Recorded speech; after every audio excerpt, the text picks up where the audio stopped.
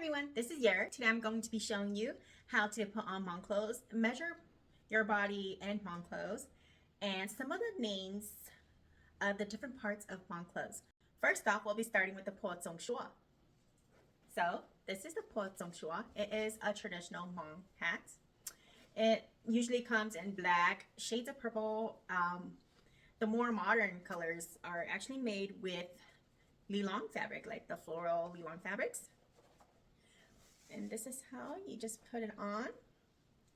So it's also referred to as the turban hat. As you can see, it has this black and white trim on it.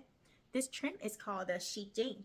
And back in the old days, the shi jing was to signify whether you were single or married. So if you had a shi jing on your Po Tsong Shua, that meant you were single. And if you were married, you would not have one on.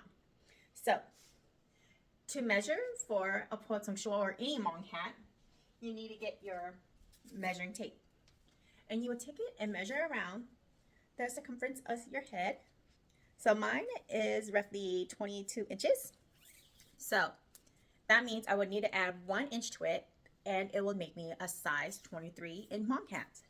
The reason why you add an inch to your measurement is because just like any other clothes, you need wiggle room because nothing is ever truly accurate. And so to measure for your Hmong hat size, you would just take your measuring tape and you want to find a seam or just somewhere where it makes it easy for you to find where to start and end your measurement. So I have a back seam right here. I don't know if you can see.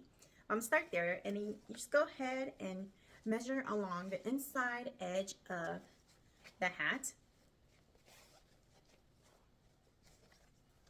And this is how you get your hat size. And as you can see, it's a 23 right where the line is, which is a perfect fit for me. There we go. This hat is made by Kathy's mom on Facebook. I love the shape of her hats and the sturdiness of her hats. Okay, so I'm gonna go ahead and take this off so I can show you the next item that you would wear. So most Hmong outfits, you would wear a white collar bib underneath or an actual white collar top. Here, as you can see, I'm a big fan of lace. I believe it adds a feminine touch to Hmong clothes because sometimes Hmong clothes can be very bulky and you lose a lot of your curves in it. So for time, I will be wearing the white collar bib. So this is like the first thing you put on other than, you know, your top and shorts underneath your Hmong clothes. Just go ahead and button it real quick. I can see the button hole. Okay. Oh, struggle here. There we go. And then the next item you'll put on is your Hmong tie. So this is a more modernized Hmong tie. As you can see, it has the zipper closure adjuster. So you'll pull it down to tighten it. You'll pull this part of the zipper down to tighten the noose, and then this part, pull this part up to loosen it. So just go ahead and put it on underneath my collar. The Hmong tie is called the galava. I don't know if I'm butchering it. Go ahead and let me know in the comment section. Okay, and then after this, you want to go ahead and grab your Hmong top. So this is my Hmong top. It's a Lilong Hmong top. That's what this crystal satin fabric is called. So this is Tsho. This is They, and then Tsho. And then the back, this rectangle piece right here is called a Tsho. Sometimes it has embroidery on it, sometimes it's plain. It just really depends on the type of Hmong outfit you pick out. So to measure for the correct Hmong clothes size, you just want to go ahead and measure around the largest part of your body. For women, that's usually your chest, and then for men, it's usually their chest or belly, whichever is bigger, obviously. So around my chest, I am 34 inches. So that means if I want my Hmong outfit to be tight, I would buy, or form-fitting, I would buy a size 36, and if I want my Hmong outfit to be a little bit loose, I'll get a 38. For me, I like my Hmong clothes a little bit on the looser size, so I would purchase a 38 and a 40. And you know, if it's a Hmong outfit that I really like, I will even settle for a 42 or a 36, because 36 still fits me. It's just tight, and I don't really like my Hmong clothes tight. So now that we know what size I am, you want to measure the back of a Hmong top to figure out the size of the Hmong outfit. So you want to start from the seam where the right underneath the armpit is, and then go ahead and all the way across to the other side of the armpit where the seam is. So as you can see right here, this makes my Hmong top a size 40 because it's 20 on the back, which makes it 20 in the front. And so just go ahead and put on my Hmong top. Most Hmong tops have snap closures or button closures, but if you have a more vintage traditional Hmong top, you would need to secure the top with a safety pin, or in Hmong word, clothe. So this is my size 40 Lilong Hmong top. Now for Lilong tops, you generally want to size up because it is a stiff fabric. There is no wiggle room. So you see how it is a size 40 and it's big on me, like loose, but there's not a lot of like movement. Like I can't really move around freely in it. So if I would have gotten a 38 or 36, I would probably rip the seams when I'm moving. So the next item you want to put on is your Hmong skirt. Now, to measure for a Hmong skirt, you want to go ahead and take your measuring tape and measure right around where your belly button is. So, you know, your waist, and then just go ahead and measure around there. Okay, so my measurement is a 30. I don't know if you can see. So my waist is a 30. So that means I would need a size 36 or 38 Hmong skirt. Now, if you're wondering why do I need a Hmong skirt size that's 6 to 8 inches bigger than my waist size, it's because traditional Hmong wrap skirts come with around 3 to 4 inches of unpleated skirt at both ends of the skirt. So as you can see, you see how right here is flat, unpleated, and the other end is flat and unpleated. The reason why Hmong skirts are flat and unpleated on both ends of the skirt is because of the layering. So I want to make sure my skirt's not inside out when I put it on. Just want to go ahead and bring the skirt to the back and wrap it to the front. It doesn't matter which side you choose to put in front. So as you can see, the flat part of the skirt is supposed to overlap directly in front of you. So it creates a flat surface for your shade to lay on top of. Let me just go ahead and tie my skirt.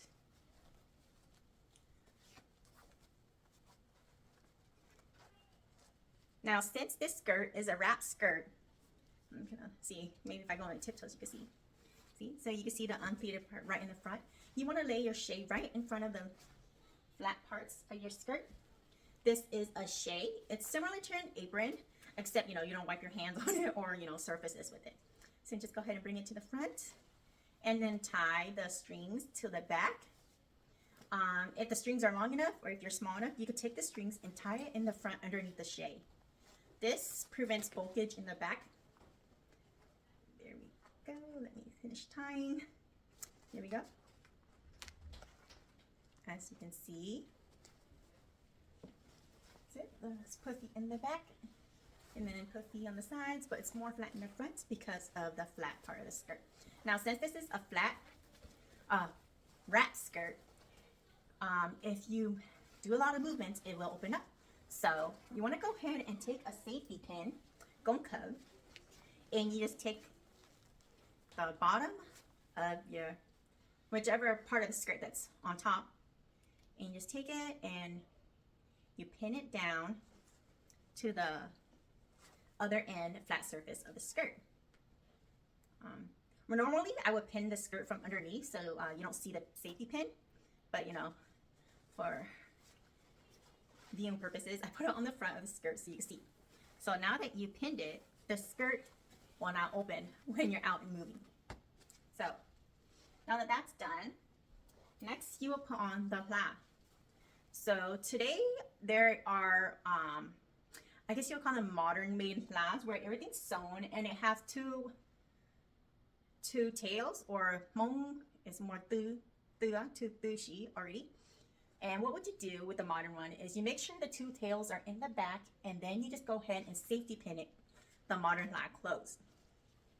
But today I chose to show you guys a more traditional Hlab, which is about 3.5 to 4 yards of fabric. This is a Hlab Tsho, a vintage print of the patao. Bring it up close. Isn't it gorgeous? So you just want to go ahead and find out where the center of the Hlab is. As far as I know, where you start wrapping yourself with the Hlab is entirely up to you. Some people start in the back, some people start in the front. I think it just depends on your size. So I'm gonna go ahead and put it in the front, take it to the back, and then, pull it tight, wrap it around to the front, and then pull it back to the back and tie a knot. If you would have started from the back, then you wouldn't have to wrap the skirt an extra time like me, and then you would have longer, I guess you could say longer tails, longer tira, and then you could actually tie a bow if you wanted to. But this is just how I was raised doing it, so this is how I do it. And people tie the knots to the tails or the end of their Hlab differently. It's entirely up to you. Some people tie it and then they flip it through the Hlab, like they tuck it in and pull it down out. But I'm lazy, so I just do it this way. And lastly, you just want to go ahead and add your Xauv. This is a Xauv. Direct translation would be a lock.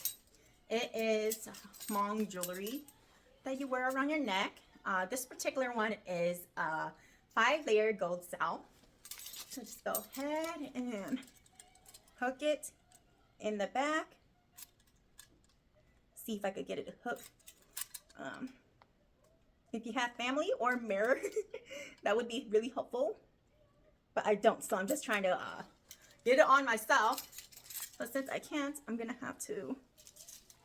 There we go. I'm gonna have to bring it to the front and hook it. So just go ahead and close it, and then turn my Xauv back to the front and pull my collar over it. I like my collars over my Xauv. Some people wear the Xauv over the collar. I think it's all preference. And then lastly, you can go ahead and put on your hat, and you're out. If you're like going for a more simple look, then this is it. But if you're a little bit more bougie, then there is a lanya. So lanya is typically another piece of Hmong embroidery. This one's handmade. There is machine and print. This one particularly comes with already attached Hlab ends. So technically, I wouldn't need to wear this Hlab right here. And just like the Hlab I'm wearing underneath, you just go ahead and wrap it to the back. And if it's really long, you go ahead and bring it to the front. You could, you might want to bend over, bring it to the front, and so it's underneath the beads, and then bring it to the back and tie it. Or you could just go ahead and tie it in the back and make a giant bow. Now, if I wasn't already wearing a Hlab underneath, then I would wrap it around. But since I'm already wearing a Hlab underneath, I'm just gonna go ahead and tie a bow really quick in the back.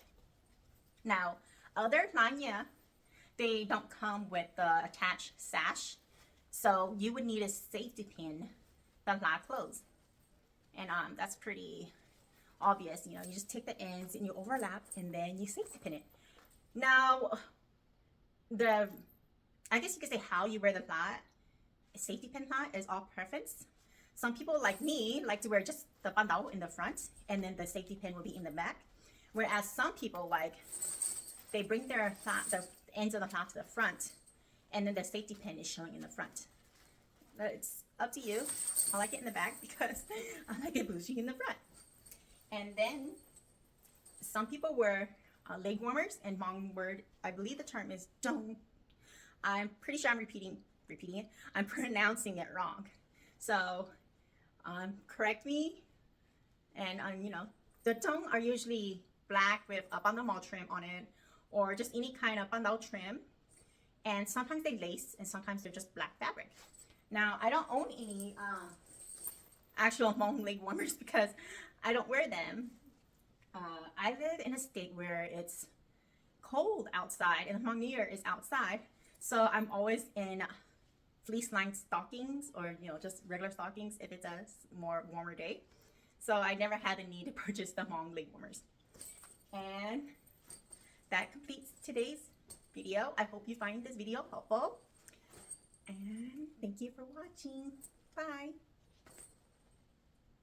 Oh, I should add that you should wear your Hmong clothes whatever way makes you comfortable. So if you don't want to wear a hat, then don't wear a hat. If you want to wear your hair down, then wear your hair down. If you don't like the white collar, then don't wear the white collar. You know, just be you. Who cares what other people are thinking?